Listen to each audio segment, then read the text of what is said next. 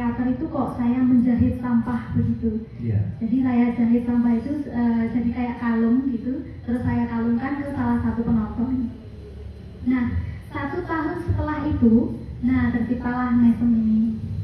Nah, Mesem sendiri ini memang desainnya adalah ruang apresiasi begitu, dan diawali dengan modal yang seapa adanya seperti itu. Dan dulu juga saya dan suami, awalnya suami dulu ini mau bikin sesuatu yang begini. Oh, harusnya ya kita harus tuliskan setidaknya walaupun itu cuma coretan, ya ele-eleannya bisnis plan lah begitu. Nah, di dalam bisnis plan itu kita punya visi dan misi. Memang salah satunya adalah kita membentuk Mesem ini sebagai ruang apresiasi itu. Tujuannya adalah ini ruang apresiasi untuk segala jenis kesenian. Jadi kita tidak mengkotak-kotakkan, karena basicnya suami sendiri adalah pecinta alam, pendaki, dan juga berkesenian. Nah, sehingga kita menggabungkan 2 kata kunci, yaitu alam dan seni seperti itu. Dan yang datang ke sini pun ternyata kita diperjumpakan dengan teman-teman yang memang satu frekuensi seperti itu. Ada teman-teman Jogja datang ke sini dengan pergerakannya Forest Art Camp. Mereka juga satu frekuensi di dalam seni dan alam seperti itu. Itu kalau awal terjadinya Mesem itu seperti itu. Kenapa disebut Mesem? Kenapa disebut Mesem? Wah, kalau ini ceritanya panjang Mas. Cukup dimesemi gitu maksudnya jawabannya. Iya, Mesem sebenarnya. Mung Mesem. Intinya urip itu kan itu. Dalam keadaan apapun, karena kan sedih, senang, pergulatan emosi itu kan sesuatu yang kita harus terima dengan Mesem saja. Walaupun sedih, walaupun marah, ya udah Mesem saja. Dengan tempat di depan, di hadapan dari para laki-laki, ini adalah sesuatu yang luar biasa. Bahwasannya memang perempuan adalah harus dan wajib untuk kita hormati, karena yang melahirkan laki-laki kan perempuan Pak ya, tapi yang membuat laki-laki itu siapa Pak? Laki-laki dan perempuan. Jadi memang di dunia ini harus ada kolaborasi antara 2 arah, laki-laki dan perempuan. Kita menyesuaikan dengan apa yang sudah diangan-angankan dan dicita-citakan oleh Ibu Kartini, bahwasannya perempuan tidak hanya sebagai konco wingking, tetapi bisa sebagai konco ngajeng. Artinya untuk berbudaya kita harus sejalan dengan apa yang sudah diberikan oleh leluhur kita. Bapak-bapak kok gusu itu karena ada konco ngajeng tadi ya? Ya, enggak apa-apa. Itu mungkin apresiasinya beda-beda, enggak masalah. Memang dunia ini harus berbeda-beda. Kalau sama jadi nggak nyaman. Ya, sebagai perempuan, walaupun sebenarnya kan kalau dalam rumah tangga itu yang paling ini kan bapak rumah tangga ya, laki-laki ya. Tapi sebenarnya saya karena sudah menikah sehingga saya bisa merasakan bahwa ternyata bukan laki-laki ya. Ya, karena apapun ya. Tepuk tangan untuk perempuan ya. Selamat malam. Selamat malam Mas. Iya. Selamat malam semuanya. Iya. Nama saya Kenyo Ayu Wulandari. Sebenarnya pas ya dengan acara Padang Bulan ini, karena Kenyo Ayu Wulandari itu artinya Wulandarinya itu Wulan Dadari. Iya. Maksud orang tua saya memberikan nama ini supaya saya bisa menjadi terang dalam kegelapan begitu. Amin. Ya. Oke. Malam ini apa yang mau di-sharingkan untuk kita semuanya? Saya dapat jatah ini ceritanya tentang sosial dan politik. Jadi perempuan pada saat dia melakukan kegiatan sosial dan berpolitik. Saya akan bacakan sedikit yang sudah saya tulis supaya tidak ngelambiar kemana-mana, karena ya sekapur sirih. Peradaban dalam KBBI, Kamus Besar Bahasa Indonesia, Berarti kemajuan lahir dan batin yang meliputi kecerdasan dan kebudayaan dengan objek sebuah bangsa. Selain itu, peradaban juga bermakna perihal yang menyangkut sopan santun, budi bahasa, dan kebudayaan suatu bangsa. Dan yang berperan dalam kemajuan negara adalah peradaban. Dampak dari kemajuan teknologi yang sangat pesat ini bisa mempengaruhi peradaban karena dapat membuat nilai-nilai sosial dan budaya ikut berubah. Salah satu contoh dari perkembangan yang sedemikian pesat yang bisa berpengaruh luas terhadap kehidupan sosial masyarakat yang kemudian memicu tingkat perubahan dan pergeseran pola hidup dan interaksi dalam kehidupan adalah perubahan pola yang mengandalkan komunikasi langsung dengan komunikasi menggunakan media seperti WA, Telegram, Facebook, dan sebagainya. Jadi sebelumnya kan kita kalau mau berkomunikasi harus ketemu langsung. Tapi peradaban itu semakin peradaban Nusantara di sini, peradaban dunia karena Nusantara adalah bagian dari dunia. Membuat komunikasi itu nggak perlu lagi ketemu langsung. Kita bisa via WA, via Telegram, Facebook, dan sebagainya. Dan komunikasi bukan hanya kita berbicara dengan satu orang, tapi kita bisa berbicara dengan banyak orang melalui media itu. Itu adalah kemajuan peradaban saat ini. Dalam kehidupan sosial, karena wanita memegang peran penting, dia bisa menentukan siapakah pemimpin yang bisa ngayomi, seperti itu. Jadi seorang wanita dia juga harus tahu apa itu politik dan memahaminya, karena dalam setiap aspek kehidupan itu dipengaruhi oleh politik tadi, seperti itu. Namun alhamdulillah malam ini berkesempatan untuk bisa menyempatkan hadir untuk refleksi bersama, merenung bersama ya Bu Sani. Baik, Bu Sani dari Perempuan Bersanggul Nusantara. Ini spesifik, bersanggul. Nah, ini menarik sekali. Monggo silakan bisa sharing malam hari ini untuk acara gerakan perempuan satu jiwa berbudaya Nusantara. Semoga Bu Sani. Matur nuwun Bapak Widi atas waktu yang diberikan.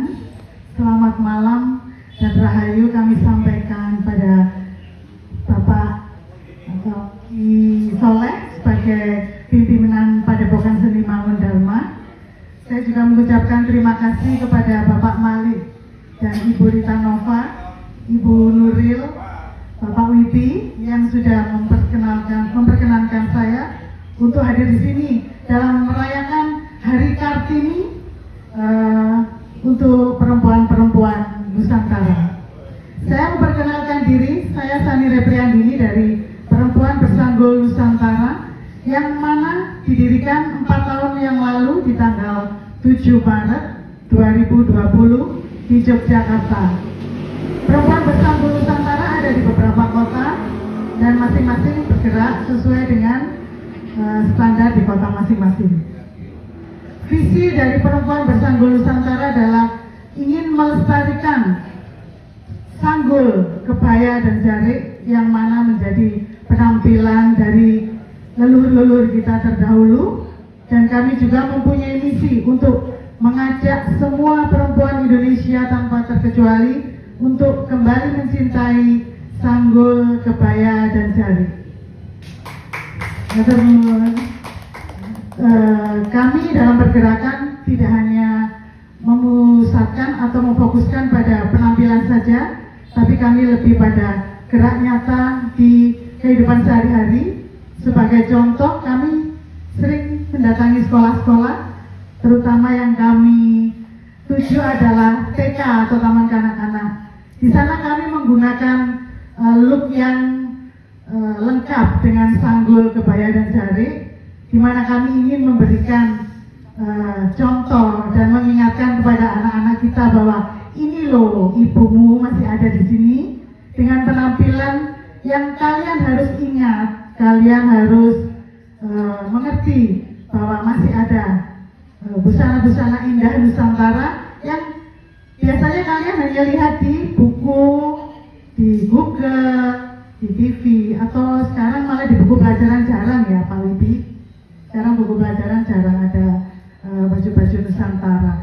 mudah-mudahan ke depan Pak Nadiem bisa memberikan kurikulum PMP kembali ya. Mudah-mudahan. Kami juga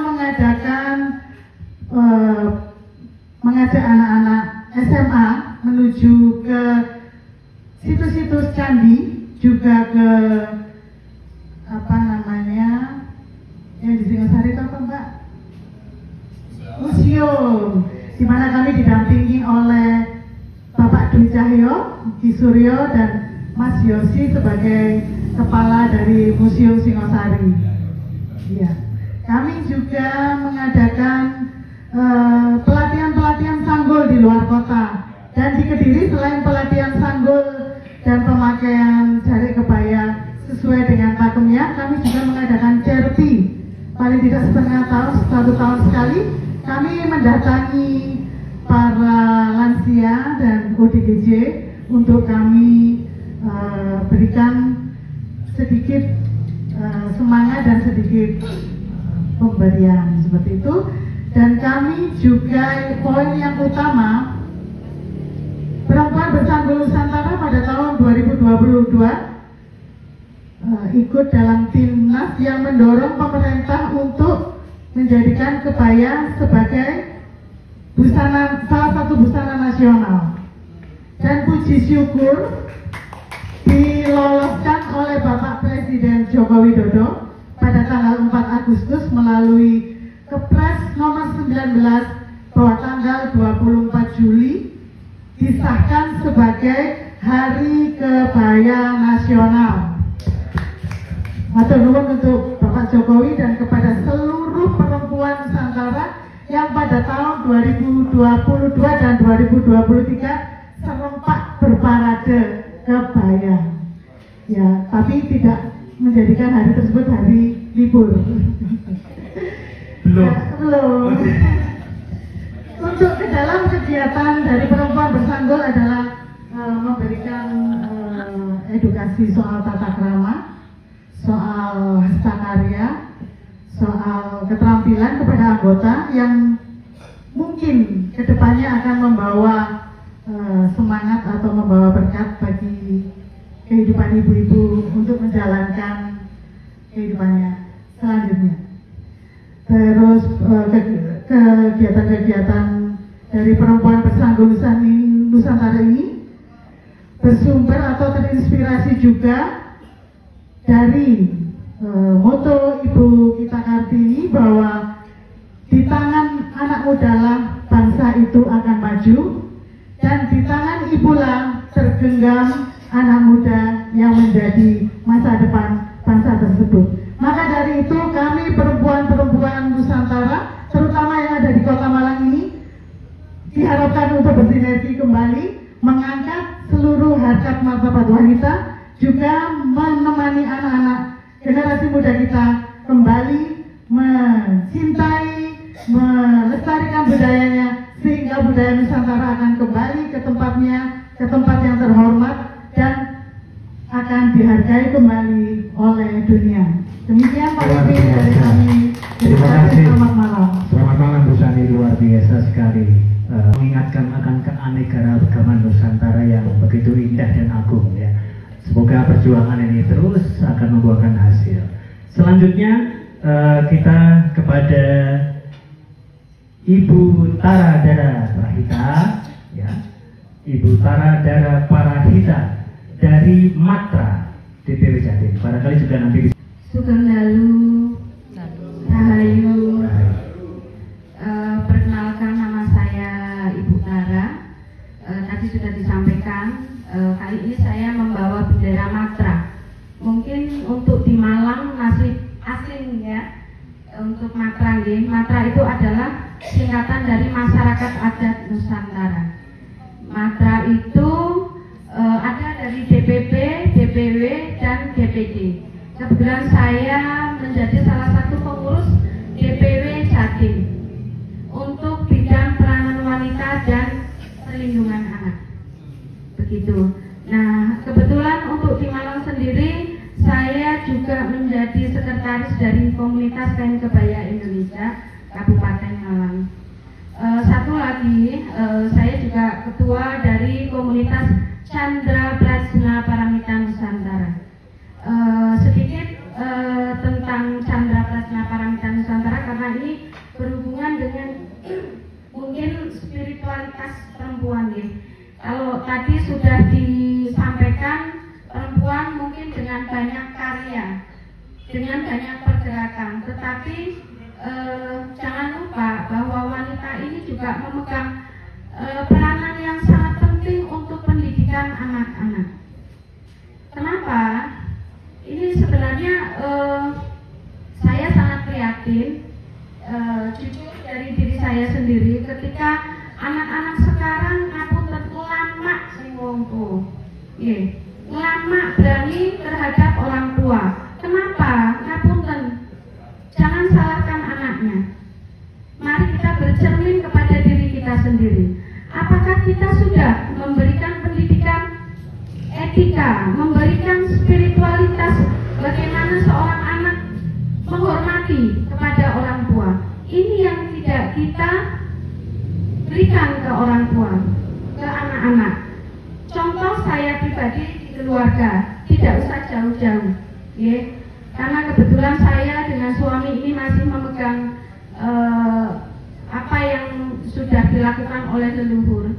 Jadi kami di rumah setiap weton anak-anak kami selalu membuat yang namanya jenang sengkolo.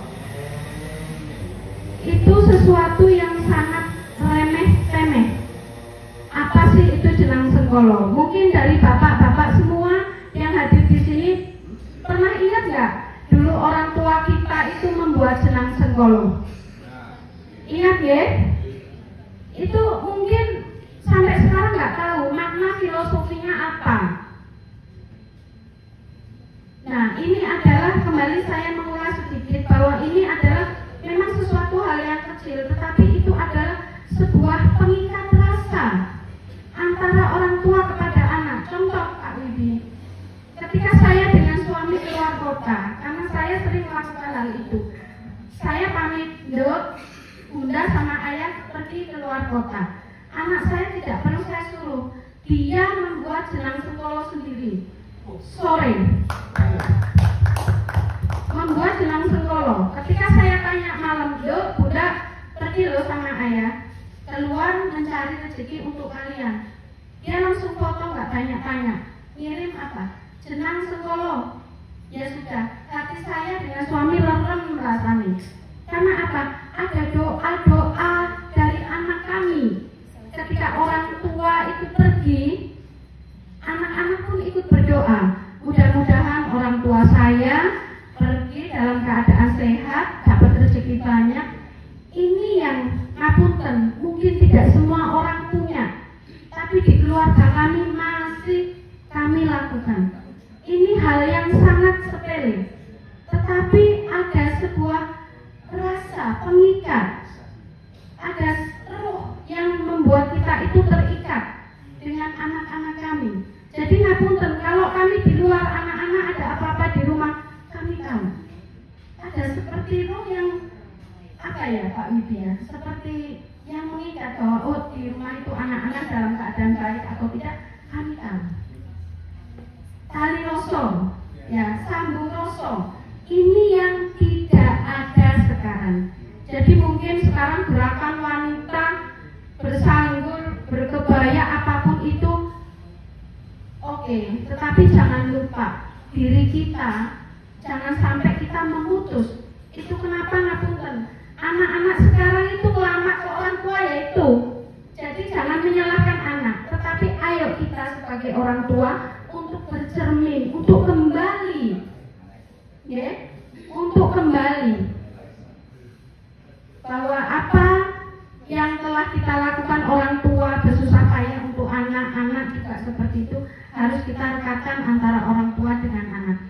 Itu saja Pak Wibi, mungkin hanya sedikit tapi bisa menggugah rasa.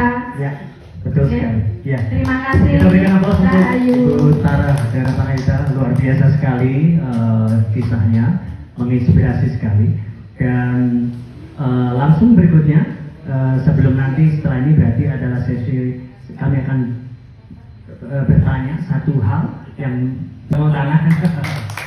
Ya, inilah Bu Sulaiha ya, yang kalau saya melihat beliau itu dari dulu sampai sekarang kok malah kayak tambah nong gitu. Luar biasa ya. Bu Sulaiha adalah beliau mempresentasikan diri sebagai seorang artisan recycle, art cycle. Jadi pemerhati lingkungan yang luar biasa juga. Silakan Ibu sharing untuk kita semua. Selamat malam. Assalamualaikum warahmatullahi wabarakatuh. Rahayu, rahayu, rahayu. Terima kasih kepada Pak Soleh yang berkenan untuk memfasilitasi tempat, kemudian Pak Wibi, Mbak Nuril, Mbak Nova, dan Pak Malik yang Pandekan ini. Nah, ceritanya ini saya didadak, padahal saya sebenarnya ada acara di pertanggal 26 sampai 28 gitu.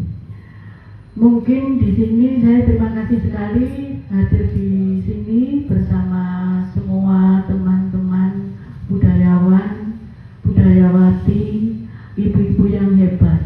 Tapi sekali lagi mungkin yang ingin saya utarakan di hati kecil saya bahwa wanita itu adalah bidadari dari suami.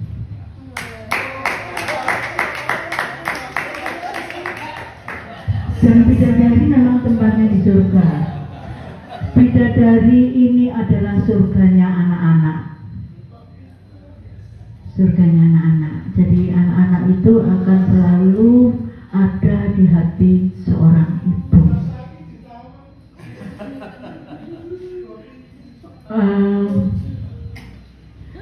Seorang wanita yang hebat adalah wanita yang mampu memanifestasikan dirinya untuk mewujudkan cita-cita, angan, imajinasi, dan impiannya menjadi kenyataan.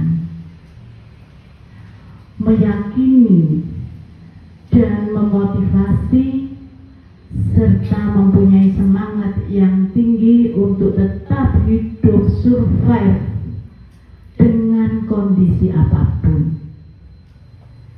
Sehingga harapan saya bahwa apa yang saya lakukan dari tahun ke tahun, mungkin banyak saksi di sini termasuk Mbak Cara yang mulai tahun berapa itu 2012 ya, melakukan kegiatan melestarikan kebudayaan pada bulan juga di tahun 2011 memulainya, kemudian sampai 2014 kita selalu keliling di candi-candi dan sebagainya. Dan Sewu itu adalah independen,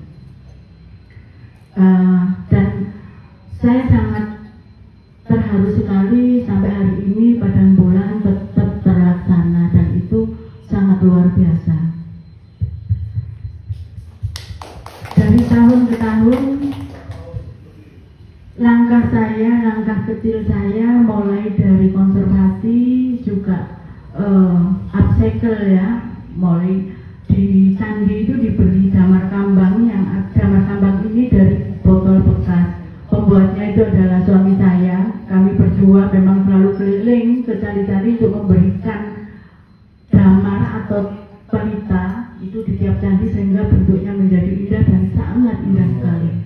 Itu saya bagikan, kalau terhitung sekarang sudah 10.000 lebih atau 15.000 yang kami bagikan cuma-cuma di candi-candi.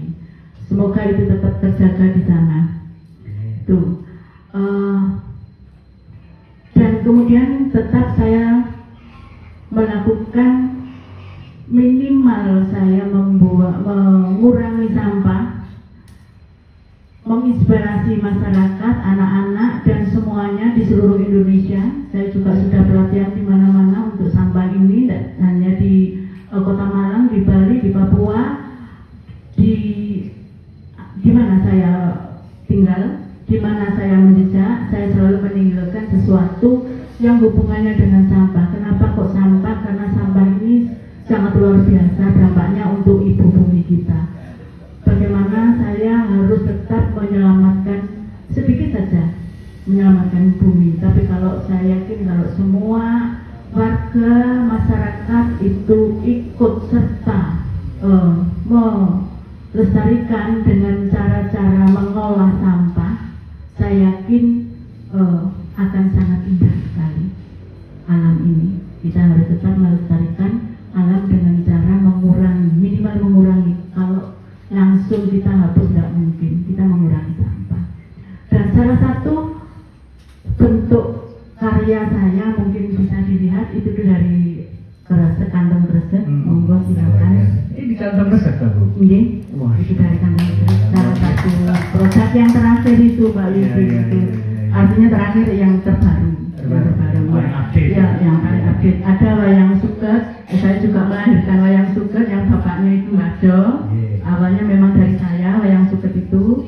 Oh, dari Ibu? Ya. Jadi saya melahirkan dari ini benar-benar luar biasa karena seorang ibu harus melahirkan. Ya, betul. Dan bapak yang meneruskan. Bapak yang meneruskan seperti itu. Melawasi. Jadi mulai dari wayang suket, wayang wire, apapun itu memang ide-ide banyak dari saya. Memang tidak murni kayak yang musik itu mungkin baca sendiri, tapi kebanyakan saya. Jadi disitulah peran wanita mendukung suami untuk berkarya.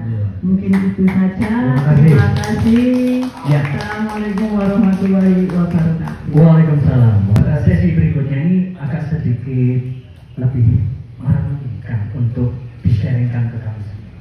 Karena pertanyaan ini menjadi pertanyaan, satu-satunya pertanyaan yang saya yakin ibu-ibu semua akan bisa memberikan pencerahan untuk kami semua.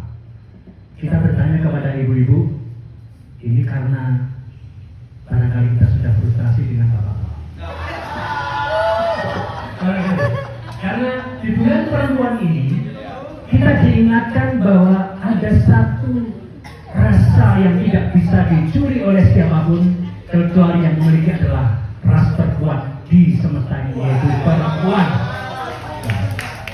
Nah, pertanyaannya Pak begini, kita berkumpul di sini bukan sebuah kebetulan. Kita berjalan dari sebuah proses dinamika masing-masing dan dipertemukan kembali. Ya. Malam ini itu sesungguhnya sebuah rangkaian yang luar biasa. Dari awal hari Nyepi secara spiritual, religius, filosofis, kita nyepi bareng dengan Ramadan, ada Paskah, kemudian ada hari ulang tahun Malang ke-110, dan kemarin adalah hari buku sedunia. Dan malam ini kita bersama-sama untuk membaca buku semesta ini bersama dengan perempuan-perempuan hebat Malang Raya. Pertanyaannya adalah begini, Malang menjadi harapan semesta. Malang punya satu slogan yang luar biasa, yang abadi, yaitu salam satu jiwa. Merasakan sebagai satu jiwa, aku adalah engkau, engkau adalah aku dalam rupa yang berbeda. Perasaan satu jiwa semacam itu saat-saat ini, kalau tanpa berkah hari-hari suci tadi, akan semakin membawa jarak bagi kemanusiaan kita yang dipenuhi dengan perbedaan simbol, perbedaan bahasa, perbedaan kebiasaan, perbedaan kelompok, dan tentu partai dan sebagainya. Malam ini bersama dengan perempuan-perempuan semesta, kita berusaha untuk menggali kembali rasa kasih dari satu kandungan jiwa yang tertinggi. Pertanyaannya kepada masing-masing ibu, bagaimana dengan peran perempuan untuk bisa menghidupkan kembali rasa satu jiwa yang itu dirindukan oleh masyarakat kita dan para leluhur yang saat ini menyaksikan kita semua. Bagaimana cara merekatkan kembali rasa satu jiwa dari Malang Raya, mata air peradaban? Dalam mata air itu ada kejernihan. Kejernihan itu karena ada rasa kasih yang mendalam.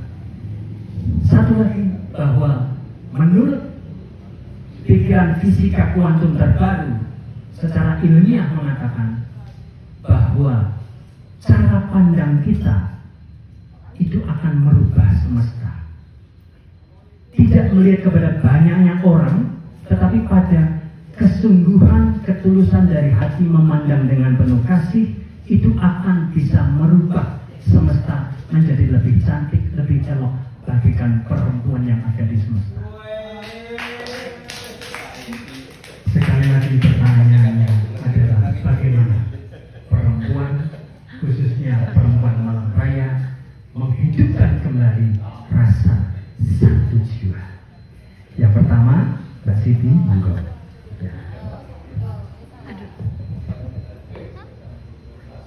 Sulit banget Mas Didi bertanya. Iya, nggak sulit, nggak dunia seni ya. Gimana? Oh, ini jadi ini, jangan terlalu serius, tapi kami itu bertanya dengan akal dan rasa, tetapi pandangan semua dari perempuan memiliki kelebihan rasa, kelebihan di dalam rasa welas asihnya itu. Kami suwun berkah ekspresi kasih sayang itu di sini melalui jawaban panjenengan.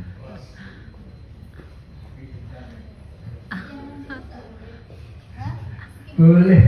Ya, urutnya tadi gitu toh. Nah, sekarang Mbak Siti dulu. Cuma satu pertanyaan masing-masing ya. Satu pertanyaan.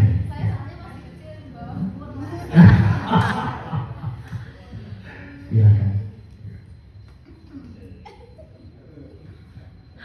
Ya apa ya? Kalau saya percaya kita ini kan ada namanya jiwa, pikiran, hati. Nah itu memang harus disatukan bahwa ya memang kita ini adalah satu kesatuan seperti itu. Apa ya, dari bawah, dari alam bawah sadar begitu. Jadi kita harus meyakini itu. Itu kalau untuk apa namanya membagikan spirit satu jiwa, terutama di Malang Raya ini. Sebetulnya kan Malang Raya ini kita melihatnya juga harusnya satu Indonesia kan begitu. Jadi memang harus tertanam di bawah sadar kita bahwa ya kita ini adalah satu kesatuan. Walaupun kita berbeda, mungkin kita berbeda cara pikir, walaupun kita berbeda cara berspiritualnya, tapi sebenarnya kita ini adalah satu kesatuan. Itu sih kita harus apa namanya menanamkan itu di alam bawah sadar. Caranya menanamkan, caranya gimana kalau menurut Mbak Siti?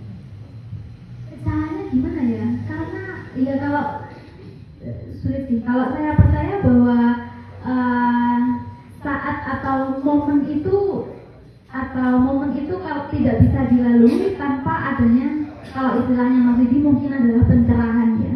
Nah pencerahan itu banyak sekali dan prosesnya tiap orang itu berbeda-beda. Nah sehingga siapa yang tahu ya semesta yang akan tahu, atau mungkin Tuhan atau siapa menamainya seperti itu. Baik. Karena itu hal apa ya? Ya Allah, hal yang dalam yang yang maksudnya yang Betul. memang kalau apa ya? Kalau Oke, diterapkan saya sederhanakan pertanyaan saya. boleh. Hanya bisa merasakan satu jiwa, aku adalah engkau, adalah aku, ketika di dalam diri kita hanya ada rasa kasih. Kasih sayang. Pure. Kalau dalam Islam, mutmainah, jiwa yang tenang, yang damai, penuh kasih, yang dipenuhi dengan Roh Kudus. Nah, bagaimana sekarang ini perempuan kita untuk bisa menggelerakan rasa kasih itu sehingga menghilangkan amarah, dendam, iri, dengki, nyinyir, benci, kecewa, galau, sesal, malas, egois, dan arogansi.